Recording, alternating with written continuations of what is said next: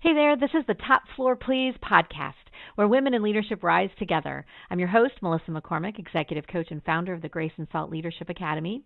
This is your space to find clarity, grow in confidence, and lead with bold authenticity. Whether you're navigating the boardroom, building your team, or stepping into new territory, you're not alone. Let's talk real challenges, real growth, and real leadership, because the top floor isn't just a place, it's a mindset. All right, let's get started.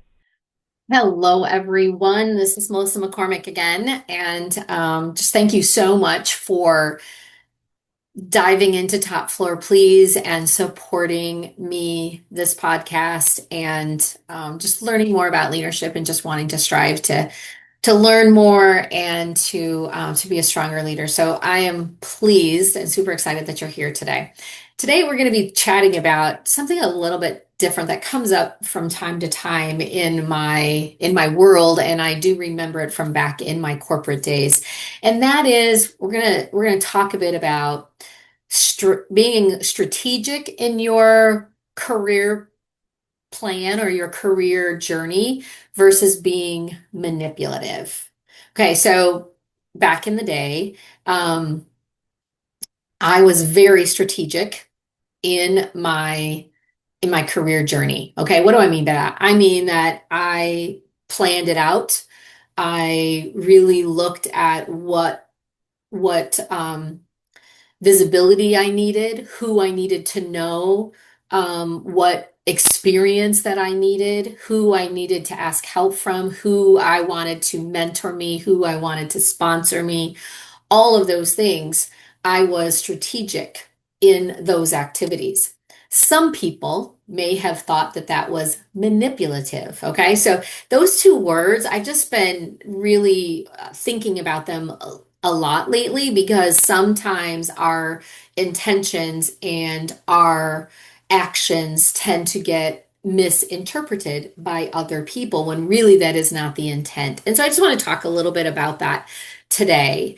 And it happens, I'd love to say that it's all this happens to women all the time, but honestly, I think it's both. I think that we should be strategic in our career journey, as long as it doesn't become so incredibly self-serving that it crosses the line of manipulation. That's really what we need to be aware of. So I'm just going to kind of dig into this just a little bit today. And if you want to know more about it, please DM me.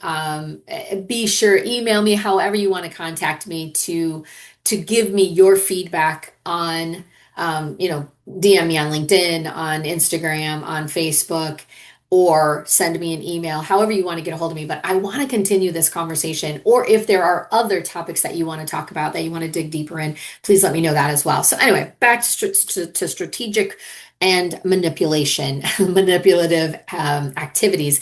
Let's talk about what is the difference between being strategic about your career and being manipulative about your career. So, when you're strategic about your career, you are intentional and you are looking ahead. Okay, so you're gonna be asking yourself, what roles or what skills will position me for the future? What do I want to do? So in my situation, the example that I gave, I wanted to be the vice president of international sales. That's what I wanted to do.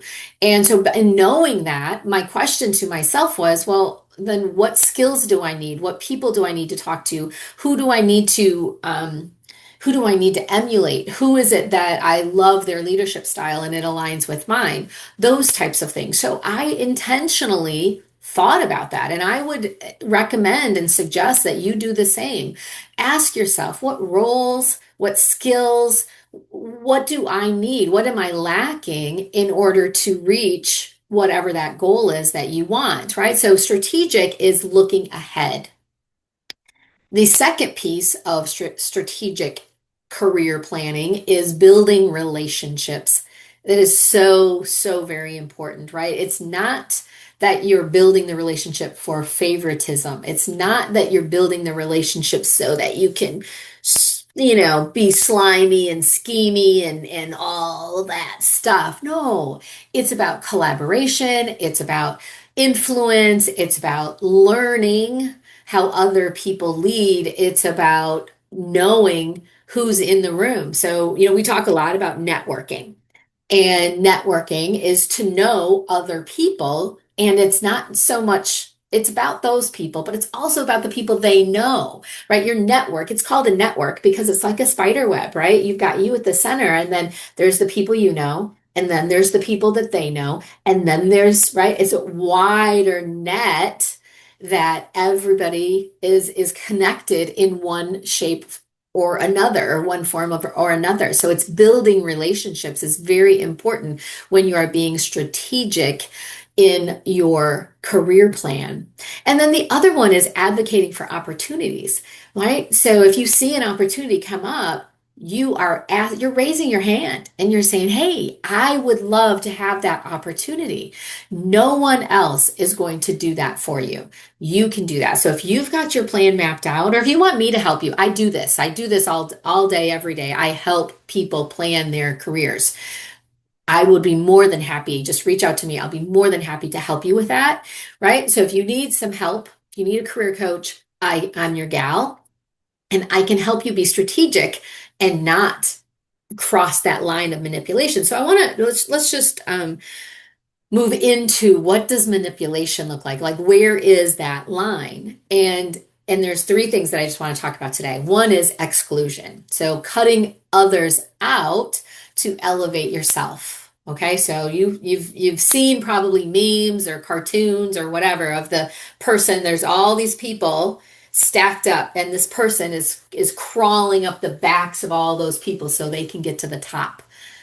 That may be manipulation. If your intention is to literally, you are so competitive and you've got two people that are vying for the same position, and you are doing everything possible to keep that person down so you win, that, my friends, is manipulation. And that is not the type of leader that you want to be, guaranteed. The other the other point I want to bring up is hidden motives. You say one thing, but you mean something else, okay? And it's building trust. If you are being manipulative, it's because, you have hidden motives that you're not sharing. I'm interested in this opportunity because I want to learn more about XYZ. Or you're just going to take that opportunity because and you're not really open to why, right? So you say one thing, but the meaning another, and you're thinking, if I do this, then I could, get over, and cut this corner and get wherever. Hidden motives. And then the last one I want to mention with the difference between strategic and manipulation is self-first thinking.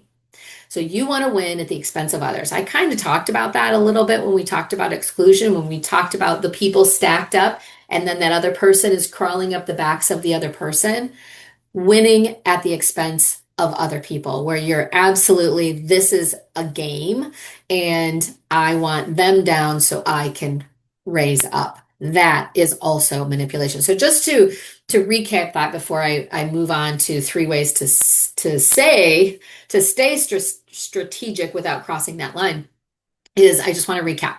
So strategic, you're looking ahead. You're asking, what roles do I need? What skills do I need? Who do I need to know? What visibility do I need? All of those types of things. You're building relationships with the right people. You're getting mentors. You're getting a sponsor. You're being intentional with those types of activities, and you're advocating for opportunities that are missing, that are gaps in your portfolio, in your knowledge base, in your just in your experience. And then on the other side of the coin, you've got manipulation, and that's exclusion. That's hidden motives. That's self-first thinking. So the one thing I want to bring this up, and I want to speak to the bosses right now, okay? So you may have an employee that is being strategic in their career plan, the way that I was, but you might read it as manipulation. I want you just to ask those questions. What is it about their activities that you think is being manipulating, right? Are they self-first thinking? Do you think they have hidden motives? Are they excluding, cutting others out so that they can be elevated? Or are they just being strategic because they're building relationships and they're looking ahead and they're advocating for opportunities? I mean, weigh those. And if you really aren't sure, ask. Bring that employee in, have a conversation, talk to them about it. Like, help me understand. It's always a very good way to start your discussions is help me understand what is it about this situation that I just experienced. Tell me what your thought process was behind it. Open it with a position of curiosity and not a damnation, right? Okay. Three ways to stay strategic without being seen as manipulative. So the first way is anchor your moves to the organization's goals. Okay. Instead of, I want this role, try, I'd love to contribute at a higher level. Here's where I see gaps I can help close, right? So, like in my case, I wanted to be vice president of international sales, wanted to be that from day one when I walked into the doors at Taylor Company. Now, I never told anybody that.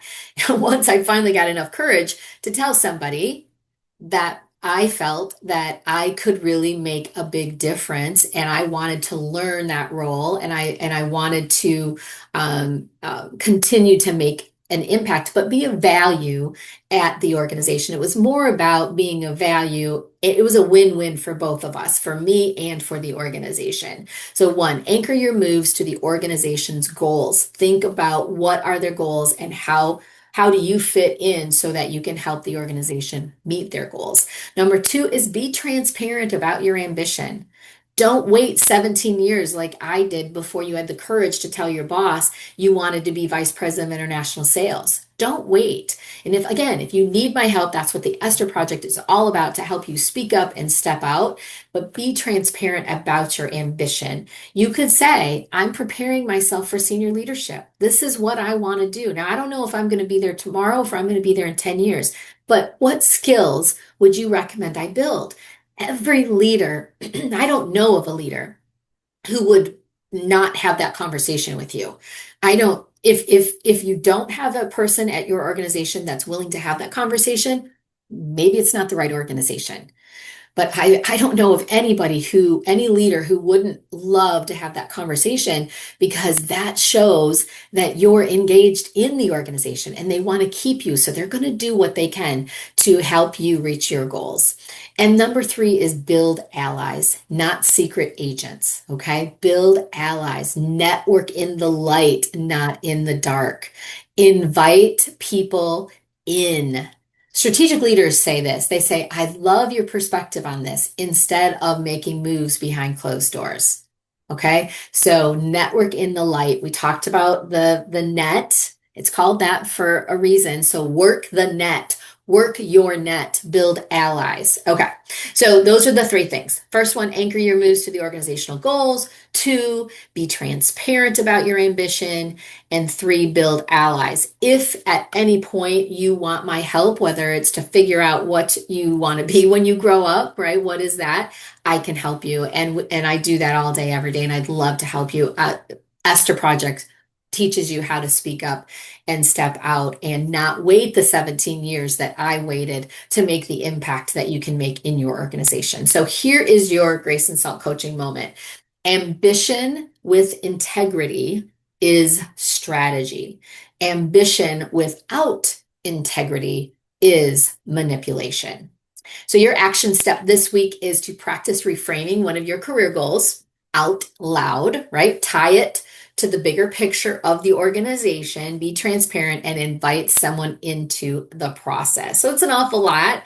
But if you have any questions about that at all, please let me know. And if you are ready to sharpen that strategy and step fully into your leadership potential, then join us inside the Esther Project. You can get more information at graceandsaltleadership.com. The next cohort does open on October 16th. Please be one of the 20 ladies. We are limiting it. We are only opening it for 20 ladies. So please be one of those. And I look forward to seeing you on the inside. Any questions? You know where to find me. Take care. Thanks for hanging out on the top floor. If today's episode gave you something to think about or a little boost, share it with your friend and keep the momentum going. And hey, if you're ready to find your voice and lead with clarity and confidence, check out the Esther Project. It's our foundational program at Grace and Salt, and it's built for women like you who are ready to rise. You can learn more at graceandsaltleadership.com. I'll drop the link in the show notes. And remember, you don't have to lead like everyone else, just lead like you. All right, I'll see